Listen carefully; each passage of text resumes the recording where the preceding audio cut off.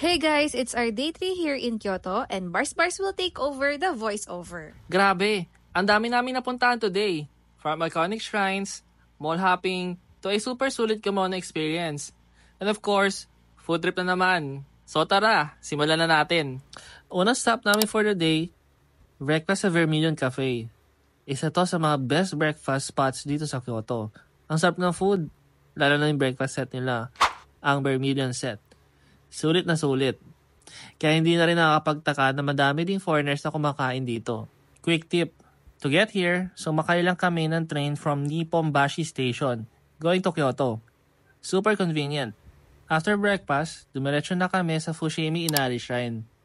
Sikat to sa mga thousands of red torii gates.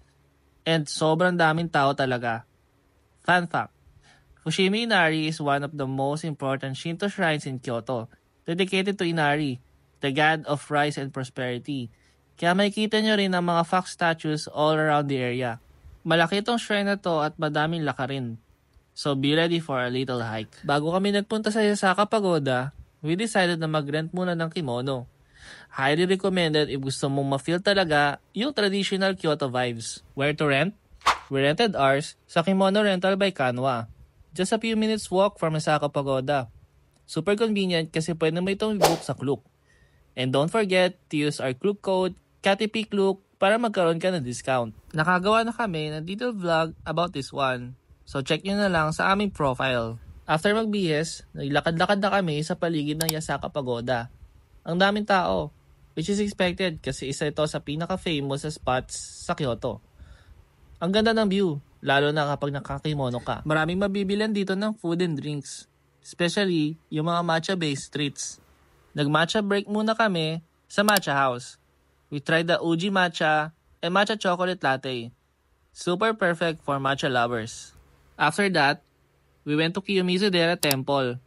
Ang daming tao kasi super sikat ito talaga sa mga turista. Kiyomizu-dera is a UNESCO World Heritage Site known for its wooden stage na may overlooking view ng Kyoto. Hindi na kami pumasok sa loob since may entrance fee din. Pero even the outside view is already beautiful. After that, we went to Kodaiji Park. Perfect for peaceful strolls and taking aesthetic photos. Kodaiji Park is part of a Zen Temple complex and known for its traditional gardens and calm atmosphere. Madami pang pwedeng puntahan sa area na ito. Just keep walking. Ang daming picture-perfect spots na super worth it. After that, we took a local bus heading to Kawaramachi Opa Mall. Malapit lang din siya. Dito kami nakabili ng Onitsuka shoes. Pero sorry guys, wala kami masyadong footage kasi na-enjoy namin yung shopping. Fast forward to dinner time, naglakad-lakad kami sa Kyoto Shinkyo-goku Shopping Street. Dinadaanan namin yung Ichiran Ramen. Kaya dito na kami nag-decide mag-dinner. Sa Tokyo, hindi namin masyado na-enjoy yung Ichiran kasi mali yung napili naming soup richness. Make sure na piliin nyo yung rich broth, medium noodles, and spice level according to your taste. Promise, sobrang worth it. Naging favorite na namin ang Ichiran after this. After dinner, nag-store kami sa Pontocho Alley. Ang peaceful dito. Perfect pang pababa ng kinain. May mga izakaya around and the vibe is very local. At sa kabila lang ng Pontocho ay ang Kamo River.